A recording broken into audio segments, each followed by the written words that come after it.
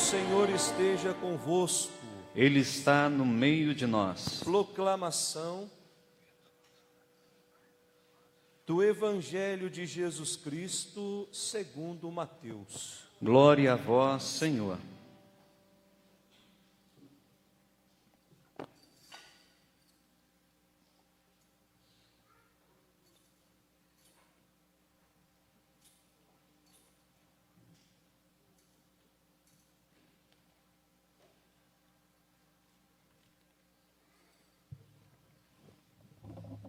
Naquele tempo, Jesus foi à região de Cesareia de Filipe e ali perguntou aos discípulos: quem dizem os homens ser o Filho do Homem?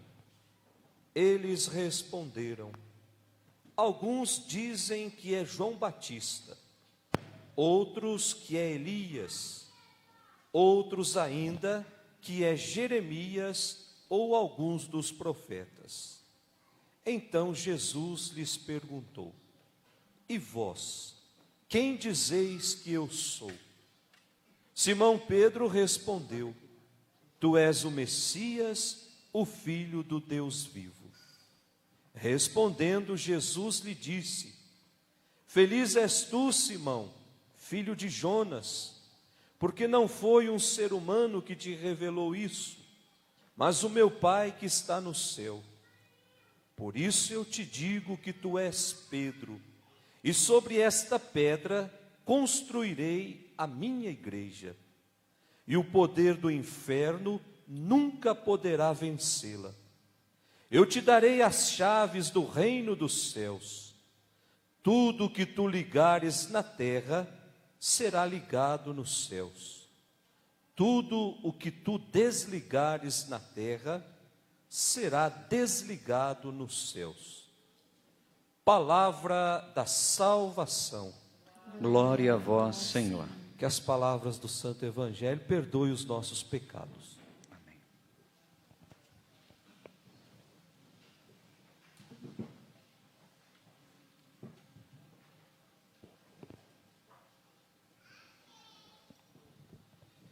Caríssimos irmãos que nos acompanham pelas redes sociais, caríssimos irmãos que estão aqui na paróquia Santa Mônica,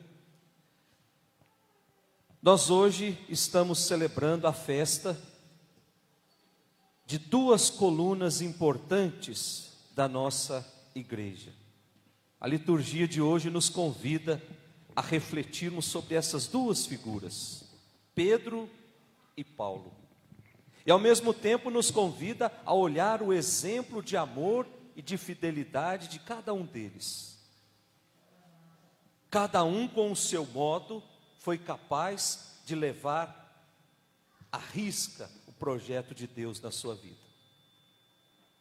E nós vamos compreender bem isso nessas três leituras que nos foram propostas hoje. Primeira leitura, Atos dos Apóstolos, o capítulo 12. Nós sabemos que quem escreveu o livro dos Atos dos Apóstolos foi o evangelista São Lucas. E nesse trecho que nos foi proposto hoje, o evangelista nos fala da expansão do cristianismo dentro das fronteiras da Palestina. Só para a gente compreender, dentro das fronteiras da Palestina, o grande responsável pelo anúncio do Evangelho foi São Pedro. Paulo foi responsável para anunciar o Evangelho fora dos muros, fora dos limites da Palestina. Então aqui nós temos o anúncio e a expansão do cristianismo lá dentro das fronteiras. Mas também fala de uma certa perseguição que a igreja começa a sofrer. E essa perseguição, diz a primeira leitura, foi desencadeada por Herodes. Só que essa primeira leitura foi escrita mais ou menos 50 anos depois de Cristo. Então não pode ser aquele Herodes que participou da execução de Jesus. Os estudiosos identificam esse Herodes como sendo neto daquele outro Herodes que a gente chamava de Herodes, ou melhor chama de Herodes o Grande. E esse rei Herodes, ele tinha uma preocupação muito grande. Ele não queria nenhum desentendimento com os líderes judaicos da sua época. Ele não queria que os líderes judaicos achassem algum motivo para acusá-lo de alguma coisa. Então ele procura observar na sua vida aquilo que os judeus observam. Os hábitos alimentares, o cumprimento da lei, mas não por convicções, por pura politicagem, só para ficar bem com os judeus. Então, com isso, ele tenta acabar com o cristianismo que estava dando os seus primeiros passos. Quando ele manda executar Tiago e manda prender Pedro. É a leitura de hoje. Prender os líderes dessa seita cristã que está nascendo. Porque essa seita ameaça o judaísmo.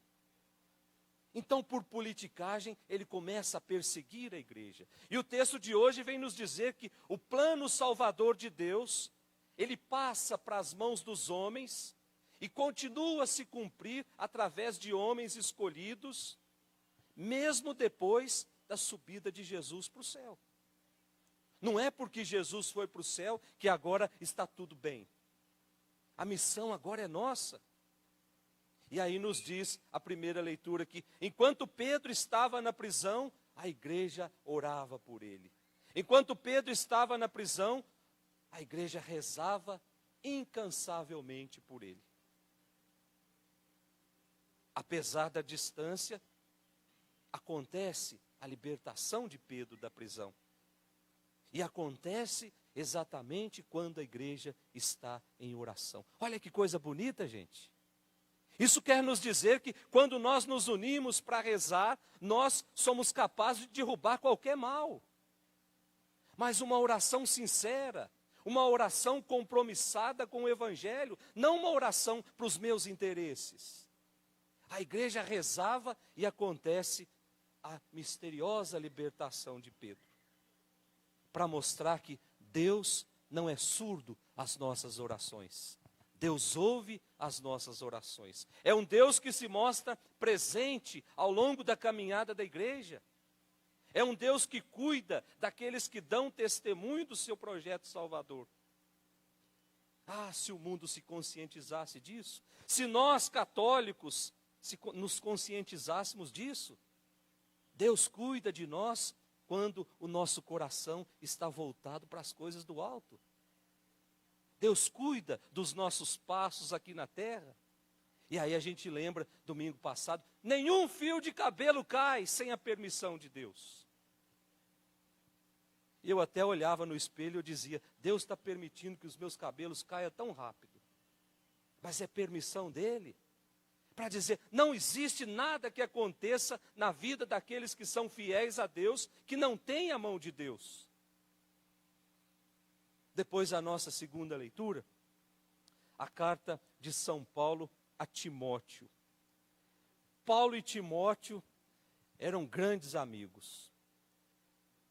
Timóteo, a partir de certa altura da caminhada de Paulo, apareceu na vida de Paulo e tornou-se um grande amigo de Paulo, um companheiro inseparável.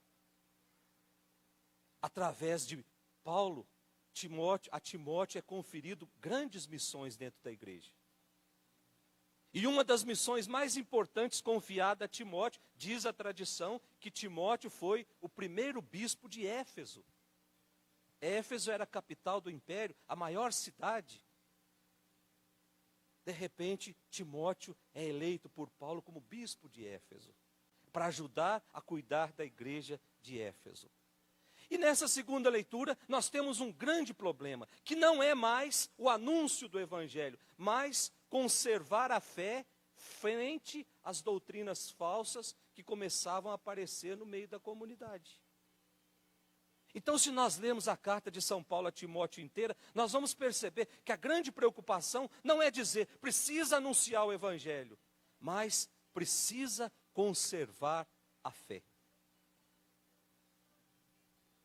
O último censo que teve aqui no Brasil, acho que foi 2016, nós tivemos uma surpresa quando apareceu lá o número de católicos, o número de evangélicos, e aí a gente olha só católico e evangélico. E a gente fala, nossa, os evangélicos estão crescendo, o que é que nós vamos fazer? Aí o cabelo lá da CNBB fica tudo de pé, o que é que nós vamos fazer para acabar, para diminuir o número o êxodo de católicos?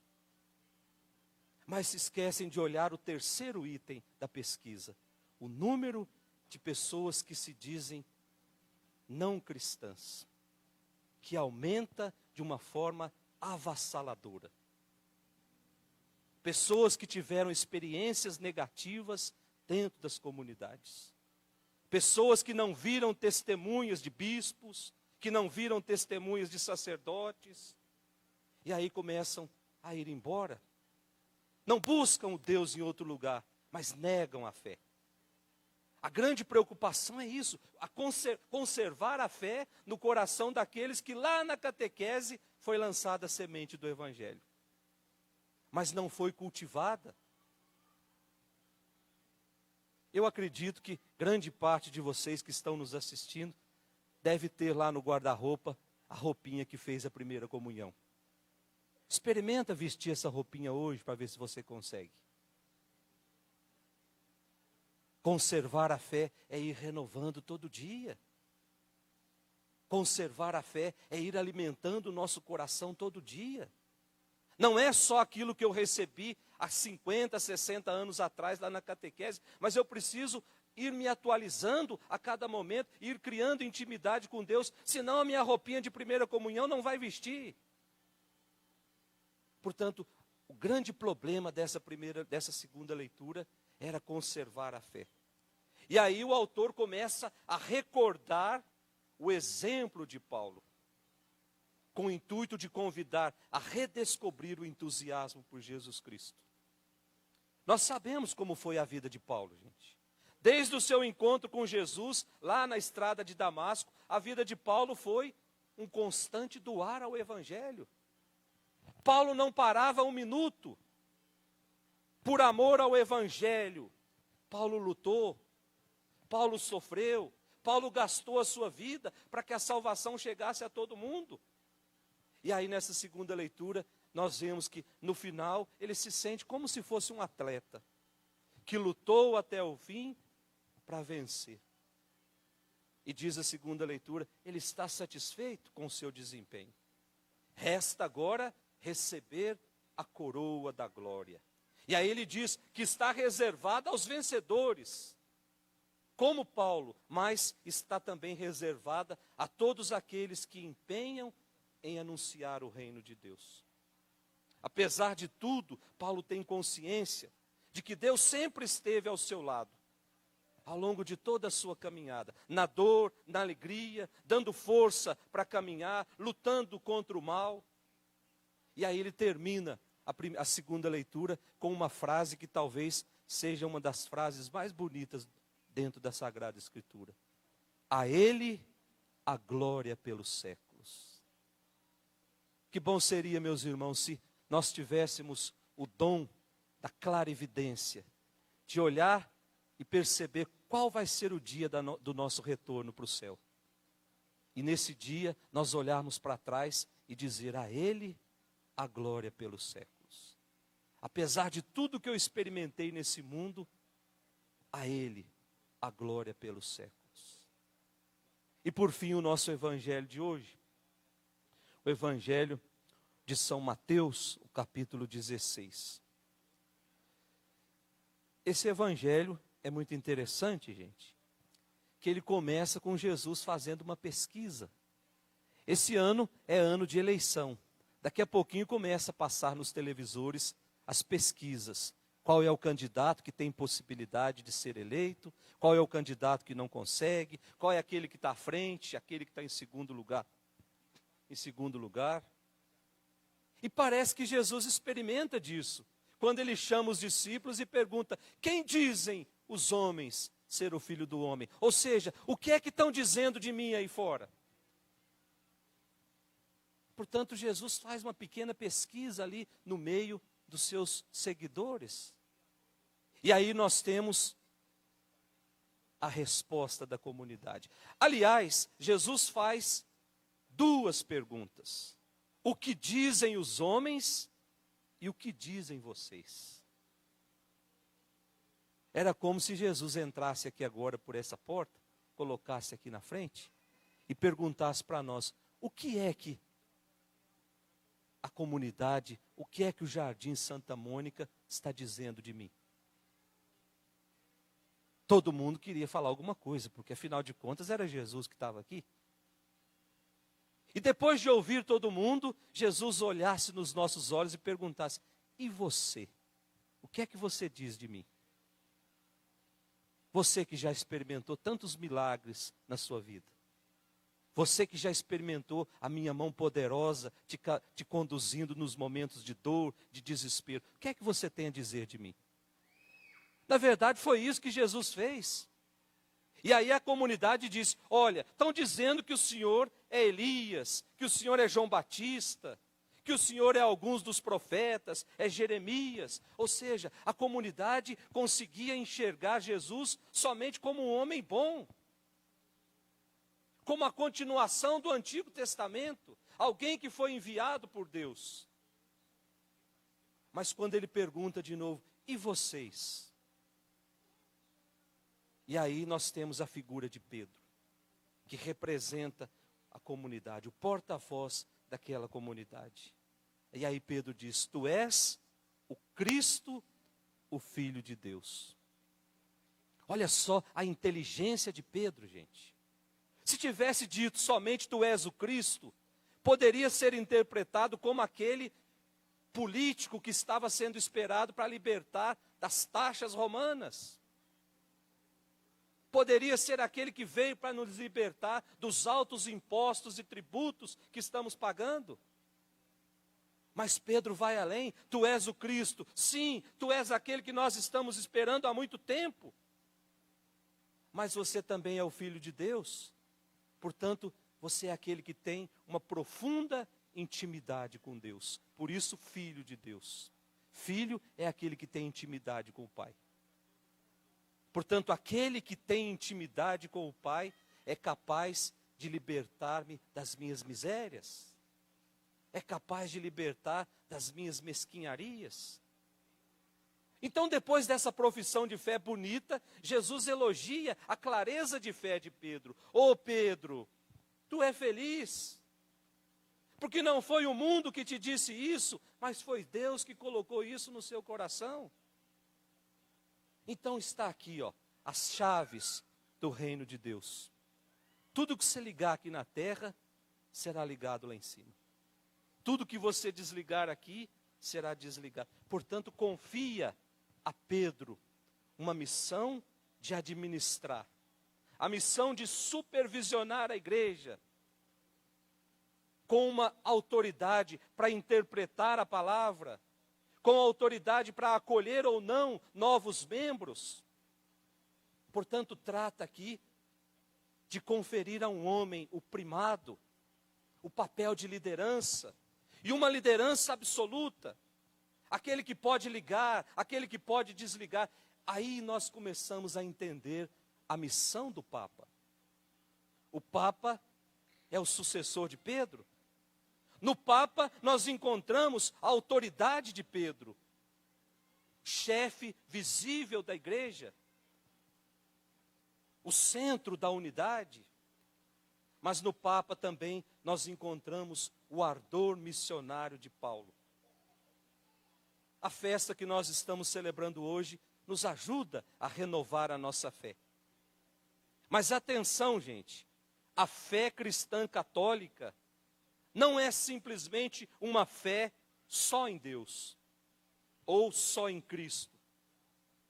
A fé católica é uma fé também na igreja, pois é na igreja que nós podemos ter uma relação autêntica com Cristo, Salvador enviado do Pai.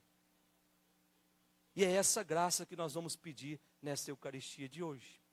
Que tenhamos a coragem de olhar para Pedro, de olhar para o sucessor de Pedro, e encontrar ali o chefe visível da igreja. Talvez não atenda aquilo que o meu coração deseja, mas está ali por obra de Deus. Peçamos nessa Eucaristia também que o nosso coração seja fortalecido pela palavra de Deus. E assim como Paulo, tenhamos um ardor missionário de ao sairmos daqui, anunciar esse evangelho com a minha vida, com o meu testemunho de vida, fazendo assim com que a palavra de Deus chegue ao maior número de corações. Chegue purificada. Não chegue com as minhas vontades, com as minhas ideologias, mas chegue do jeito que Jesus nos ensinou. Que o Espírito Santo, essa luz que vem do alto, nos explique todas essas palavras. Em nome do Pai, do Filho e do Espírito Santo. Amém.